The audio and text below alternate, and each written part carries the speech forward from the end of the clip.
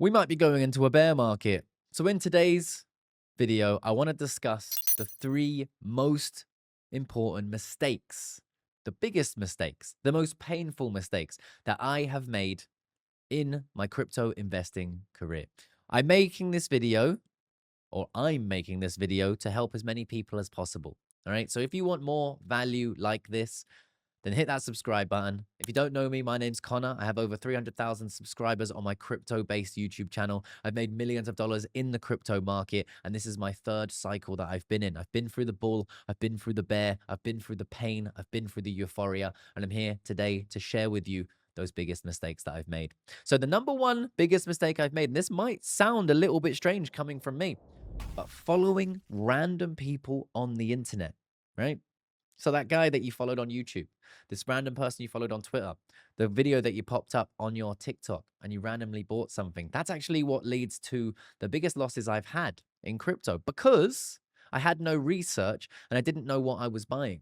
That's not to say you can't watch people to get research, to get insights, to get early alpha. That's all fine. But if you end up buying solely because someone else is talking about it, which is what I did in 2017, you could end up like me. Because in 2017, I put $3,000 into Bitcoin. I rode that up to maybe $15,000. I then took that money and I started to put it into altcoins that I found on Twitter. That led me to create a portfolio of $75,000. $3,000 to $75,000. I used to make $3,000 a month, so it was an incredibly large amount of money and I was on top of the world. I thought I was a G. Turns out, because I didn't do any research, I didn't know that a bear market even existed. Now, that might sound a little bit silly. It might sound a little bit naive, but that was me in 2018. And oh, bear markets exist. And that $75,000 turned back into $1,800. So I lost all of that money, right? And it felt horrible. I thought I was skilled, but it was pure luck and chance. When the bear market hits, you can lose everything. All right. So no strategy equals no survival. It's as simple as that. So what I've done is over the time, I've built up a strategy that I use. I slowly dollar cost average into what I believe in. And then I trade using the spot market, the low leverage market, and the high leverage market. And I take profits when I see them. In fact, we discussed my profit taking strategies in another video. So go check that out. Now, the second mistake that I've made is being exposed, overexposed to what I thought were safe assets. Safe assets like UST. Not to be confused with USDT, but I would still apply the same logic, the same thought process, right? I believed in it because I didn't understand how it worked. I didn't understand where the backing came from. I didn't understand how UST worked.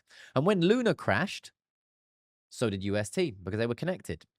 And it went to close to zero. And I lost a lot of the money that I'd made in the cycle, which was very sad and very frustrating.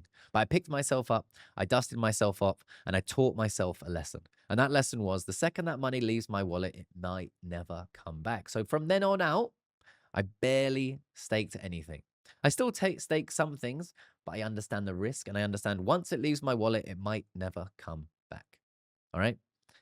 Now, if you don't understand something deeply, if I don't understand something deeply, I won't invest into it.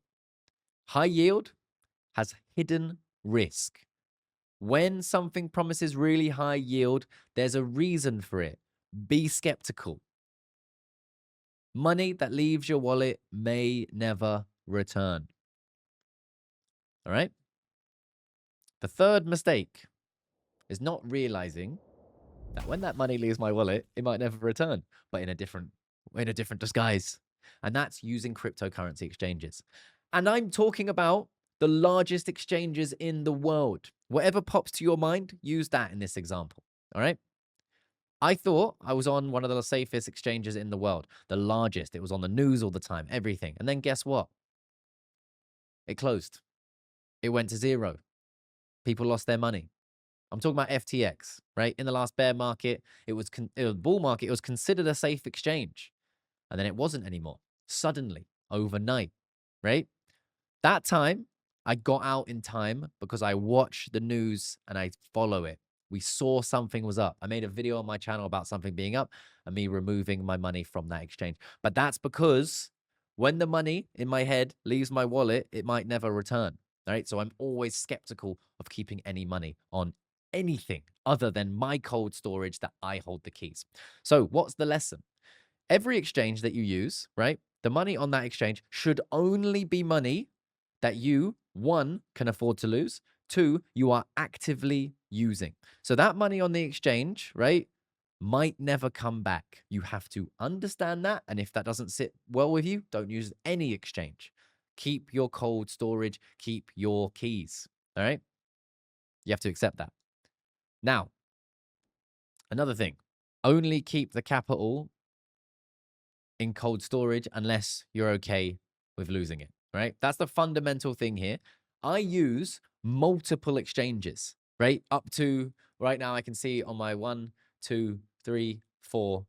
I have 4 and then 5 exchanges open right now that I actively use. I diversify my risk by using different exchanges. I'm more than happy using these exchanges, right? I'm happy with it. But the money on each exchange, one, I can afford to lose. Two, I realize it might never come back. And three, I'm actively trading it. If I'm not actively trading it, guess what happens? Zoom, straight back into my cold wallet. And that's from the lessons I've learned. All right. Now, the bonus mistake, everyone's favorite bonus mistake, buying the top, right? Or not the top, but buying in still euphoric modes kind of emotionally. Now, that could be me buying Polkadot in the last bull market, for example, while we were at the top. That resulted in a loss, right?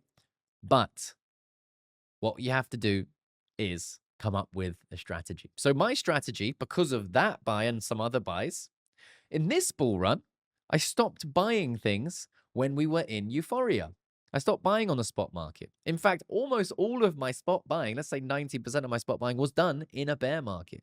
So bear markets are actually quite exciting because you get to accumulate assets over time. There's no rush because the market's left. They're bored. And you get to accumulate these assets. So this time round, right, maybe I could have made more if I had been trading more in the spot market.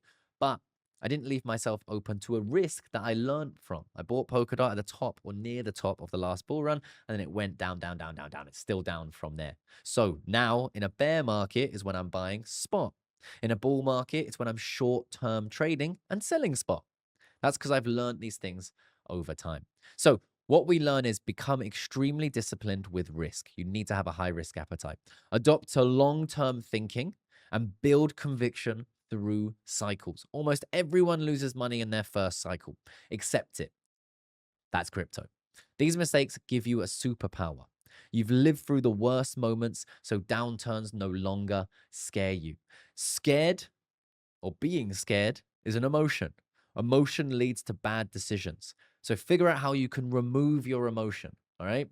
And once you remove your emotion, you have the superpower of being in crypto long enough to see the fruits of your labor. And I want that for each and every one of you. That's why we're so excited about this channel. So make sure you subscribe to this channel if you want to continue to get value all the time. And guys, I'll see you in the next one. Peace.